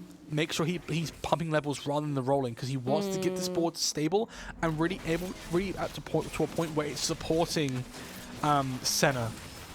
Which will be looking for the guns thing, so their MF. I wonder if they'll then try and go into some Bilgewater again or something like that. To be fair, this Bilgewater match cap, I'm not sure if that includes it, but we'll see what he does. We'll see what he comes up with. We're on Viper's board currently, seeing a couple options here, looking into sort of a Void start. Very nice. Decides to level up a little early. Well, sort of roll. So maybe say, hey, what if I hit a full cost here? That really sees me through to the end of the stage. So I get Arcanist and it on, and actually you can't see a 5 cost, it's level 4. My apologies, I was looking at the wrong level. I thought he was level 5. But he's here to get his 4th unit on, gets himself a really nice, strong, stable board. So I think, hey, what can I do around with this currently? I have an AP backline with decent upgrade. I would put the rod on, and then if I'm still not sure, and then go from there, honestly, because the extra Personally, AP is worth it. I'm thinking an Iox Spark. Much as he does, Cogwell has a slight bit of shred. It's so important that you get it on if you're making that direction into an AP comp. If you're not, you make into an AD, of course, play Evan Sharp by all means. But what you want to look for is, hey, I'm got this now. This is going to see me through to the end of the stage, you know, at least. Viper beating Skylar do start Java now. Potentially Silas. If he sells this, he's one step closer to getting that 2-star Silas. Only needs a 2-star Lux and a 2-star guaranteed sell, and he finds it. So maybe that's where he's going for in this sort of position. You know, Needs to keep it for the time being. in my though, opinion, with he not needs much. to look for the streak here. He has to then put in his items because he's got a lot of items sitting around. He could easily build a Sunfire and a Spark, and he's seeing himself into a potential 5-win streak. We see We Skylar have to looking then at move the around, items. and we have to see what other options are for our players. So we have another Bard player. Orca was it 2 for what? I can't remember what that augment's called, but he has that augment that allows him every 2 cards he plays, it gives him another reroll. So he's playing around it, choosing his options, playing around the Bard here, and he's got a really nice sort of setup into potentially a Bard Ishtar line Almost because he fully has 2 Ishtar line already on, and he has the Bard ready for him, but he needs to find this Milio to give him that leverage above other players. Absolutely. Oh, really? Yeah, but does he level after the carousel, or do you think he waits to try and test his luck? I think he levels up after carousel. I think there is no real reason to spend your econ unless you're looking for an extra 4 cost to really see you through.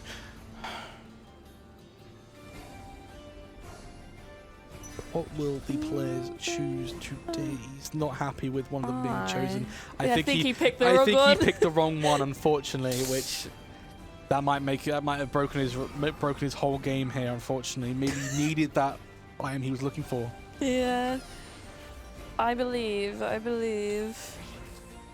Looking at these items, I would have personally take the Infinity Edge and put that on the Jinx, but hey.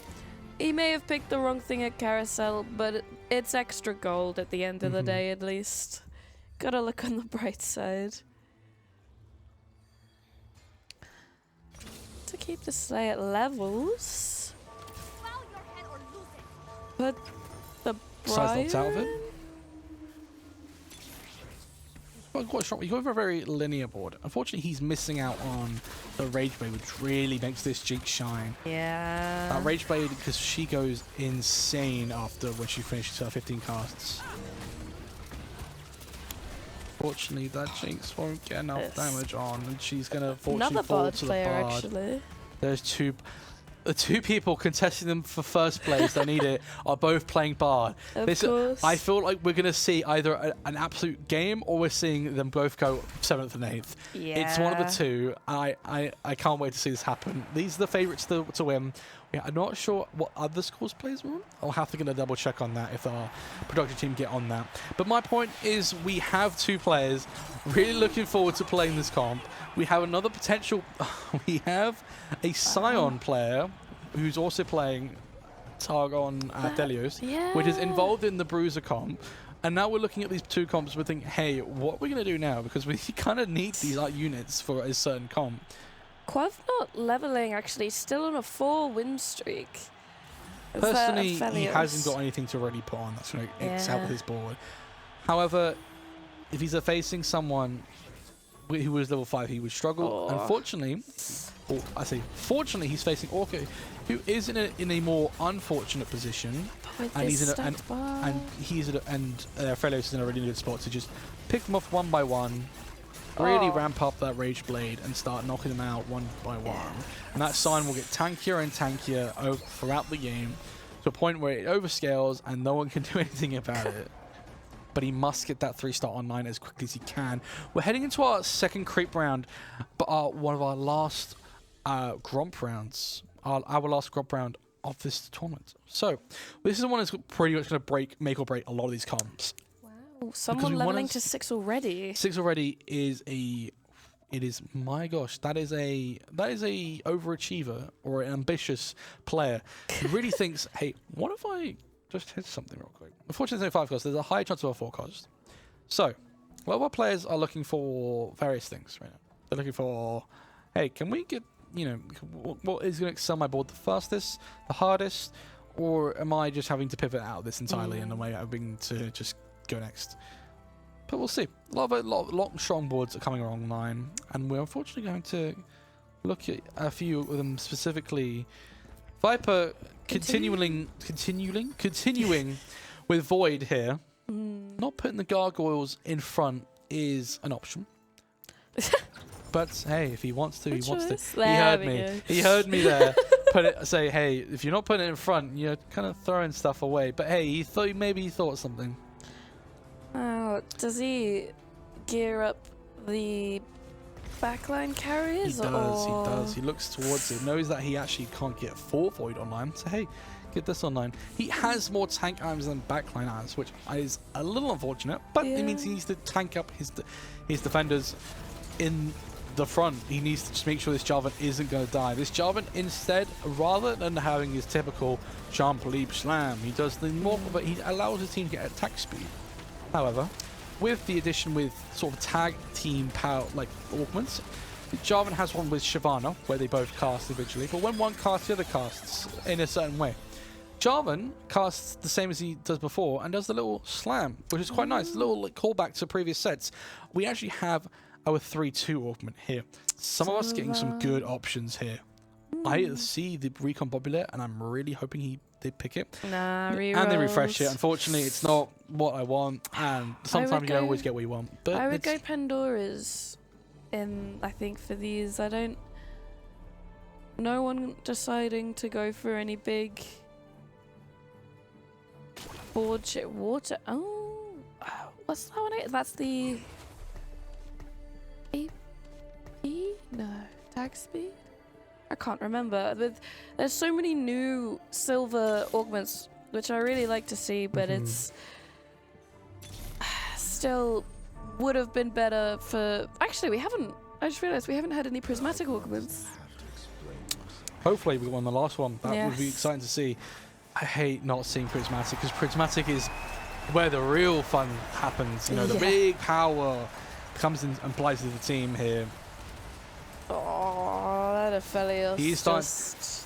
That Aphelios is looking very, very strong. Unfortunately, no Kraken Slayer, which means he's going to lack on some damage, but overall the Giant Slayer is pretty good. If he had the Giant Slayer augment, that's even better. Then he probably don't have to build the Kraken Slayer, but you know, maybe the red buff is a later item for what he's going to play.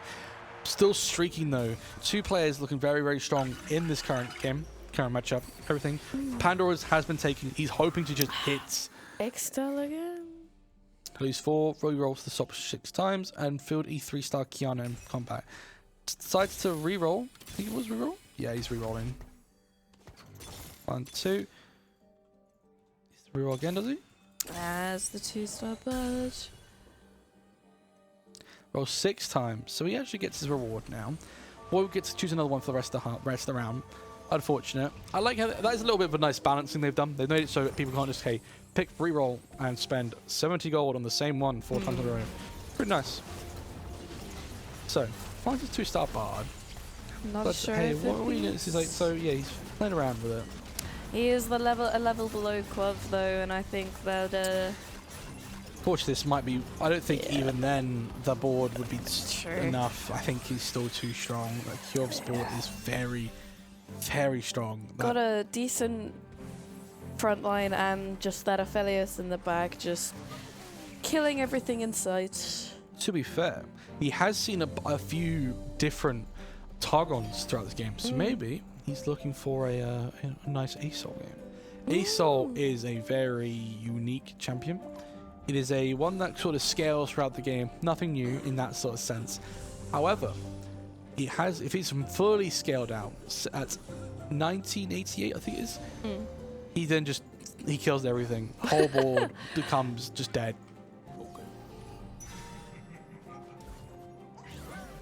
Now we're taking out, we'll look at Cutie Pie's board. Goes for the 4 voice. Looks like he's actually playing into Void this game. I haven't had the chance to fully play it yet. It's a very weak board if you haven't had the right chances to hit certain units.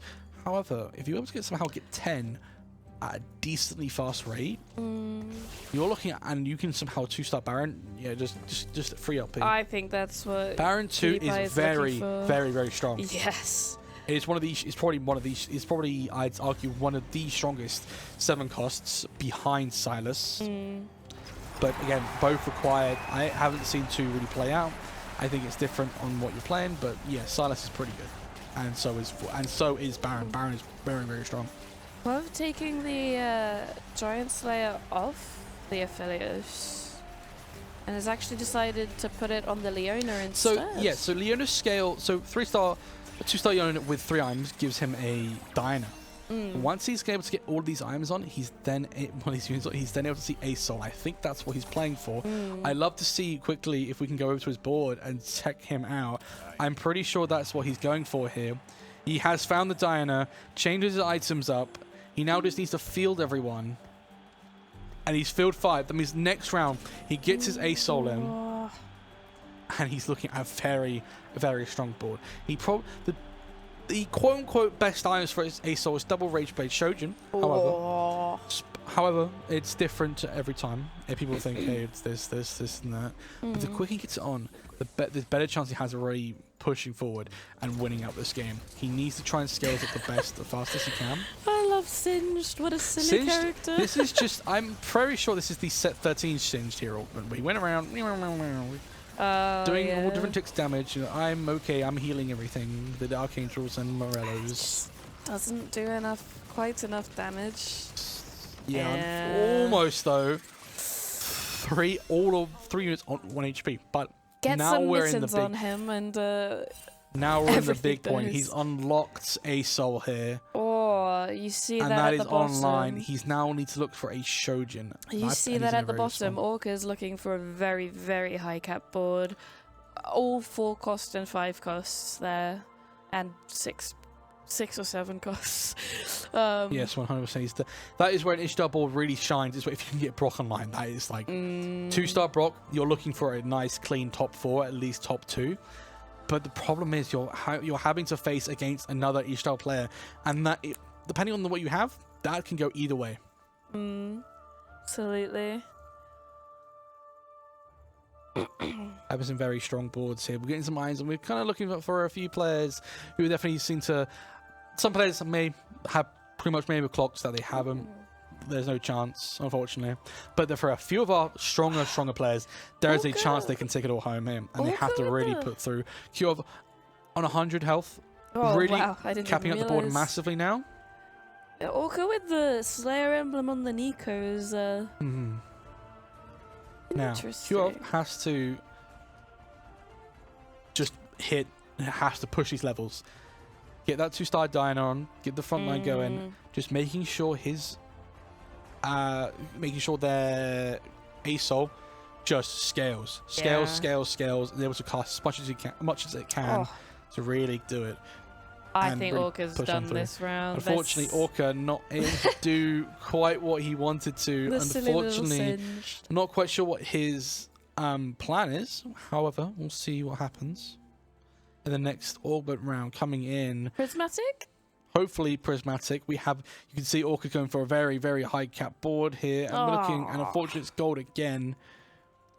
Reinforcement from some, bunch of items, some people were looking for very specific things. But to be honest, and some players looking for very minimal, just, hey, I need this done. But combat almost probably, in my opinion, is either combat or econ. You take an econ to really push your board to make sure, hey, I'm slightly behind, I need this extra stuff. Or we're looking for, hey, I need combat. I haven't picked one yet, and I need something to really elevate my units within it, with the battle itself. Ooh. This is gonna tickle. That 5 Bilgewater might be the pivot that Laurel needs. I think the items are just A little slow to it, in my opinion. Oh, takes it away. She loses out on the 5 Bilgewater, but gets Juggernaut and Slayer in. See, I'm looking for another unit drop here. He is level 6, but I think we need to get that 2-star Gangplank on the board as quick as he can. He actually has Kraken Slam. Is that a hybrid caster? I think it is a hybrid caster. But we haven't killed here, unfortunately. The Ace Soul with the is Rage. he able to? But unfortunately, I think it's going to be just short. He is no longer Mr. 100 within this game. Fortunate, I know. Look at Sky. Unfortunately, not quite meeting the expectation that he would like to with the center, but gets the center finally on. And now we're looking at, hey, we have to start really making things work. Yeah. Opposite with the Giant Slayer on the center In my opinion, we are just ditching the Jhin. Jin's not quite, is not there. It really needs to get some tank items going, because I think those two up front are just gonna crumble. Actually, Lucio, we were a little confused up with the Singed and the Jinx. Opts in for the Warwick and actually goes vertical Zorn. Zorn, I haven't really explored much myself. Very confusing, but I might just be me. But I feel like can go very strong. They have the Zorn augment, which is going to help them massively. Yeah, and that Singe, they seems to be doing a lot better than when we first saw it. And I think with that Jinx to back it up, just 100%. Everything's just gonna die. Fortunately, Sky's on 1 HP, and unfortunately, as much the Senna is looking to save, unfortunately, might not be able to do so. A lot of players are quite healthy within this game, but some are lacking slightly.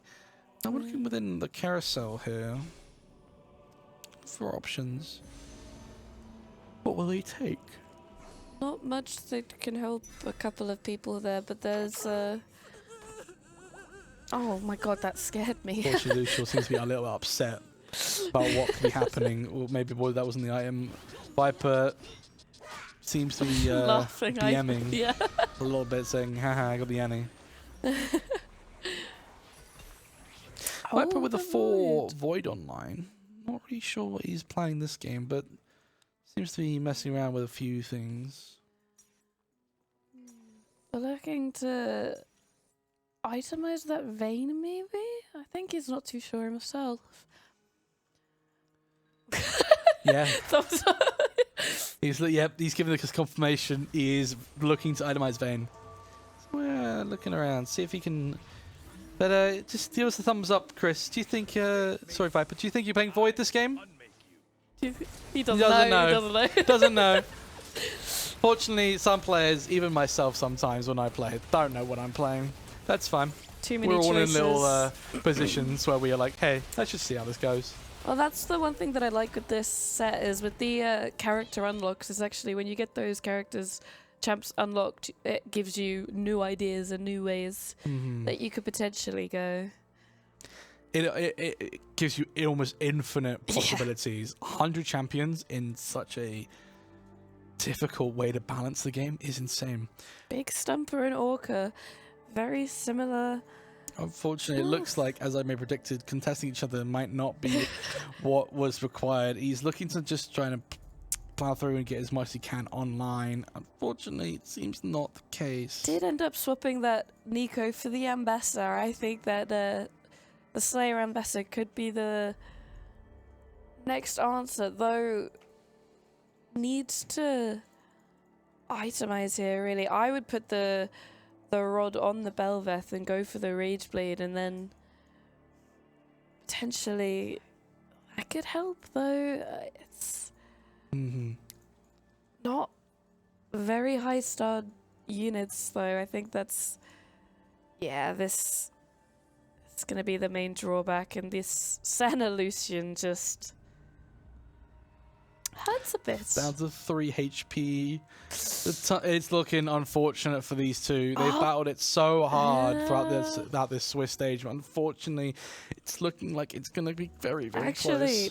Actually, last 2 winners and second place champ all seem to be at the bottom this game. 100%. Very different. I definitely think that Quav is got a very strong board with the ASOL, though I don't know if I like the items that they've got too much. I think hopefully they'll change them up. Hopefully here with the blue buff we'll get what they need. 100%. This is where I think we have to look at some of our players, especially the ones who have been putting so much work in. Fortunately, it looks like they have to really make this next one work. And unfortunately, he's 1 from Milio 3, and he's 1 from Bard 3. That could really push him towards the end, but it's so close. He has the Milio 3. He has to roll. Is he going to roll it down? In my opinion, he has to. I think the Here's the Maybe bar not. 3. He might just be back. The Nashes or the Rage Blade, though, on the bar? That is the question. I think personally we have to look towards Nash's here. Yeah. Nash's with the... He's made it now. Go on, Put go it on. on. Put it on. Yeah. What are we waiting for? That Bard, especially with all the 3 stars he has now, really, really strong. You see now it's just completely enabled the board. Yeah. Suddenly the board, he's against Viper, and the Viper will unfortunately lose this, but Big Stumper, and we're looking at, unfortunately, and they're both alive. Ooh. It's getting closer and closer. Both our players that have seen very good results throughout this tournament are now on monetary. It's do or die for these players. Absolutely. We're all surviving a 2-star Fizz with 6 out of 7 builds water. Unfortunately, not able to. And it's just like, how is he going to fit this on? He has to sacrifice something. In my opinion, you have to. I mean, not sure. I'd decide to sacrifice the 6th one. They allow you to take it out. So we're looking at these players Ooh, here. 2 more Nautilus 2 till more 3. Nautilus to 3. If you can make it till Carousel, might be able to get one there.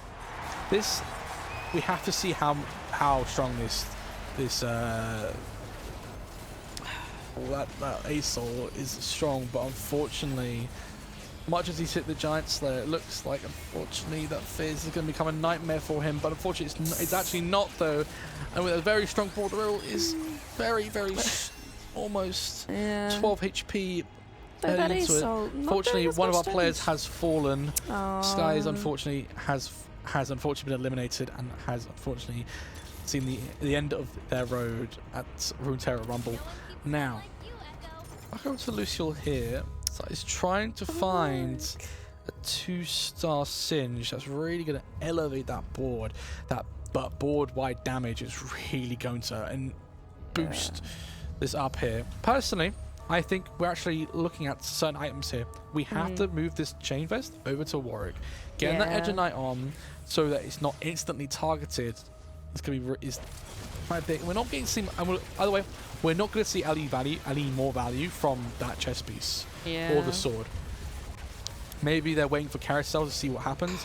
And unfortunately, this looks like Rebel is done. Lucial will eliminate Rebel for the last time. And Viper, unfortunately, will get eliminated as well. Orca is out of the 2. Big Stumper will take out Orca. And it looks like no matter what the outcome is, Big Stumper will take the victory. That was a very for what I believe. That was, what was that? 3 people eliminated in 1 round. Yep. And we're actually, I think that's more. We're in that top 4 now for our players here. We're heading into Carousel for potentially one of the last few times here. Big Stumper and Lucial out first. Sees their options here. What will they go for? Sees these gloves on the opposite side of the board. Decides to take it.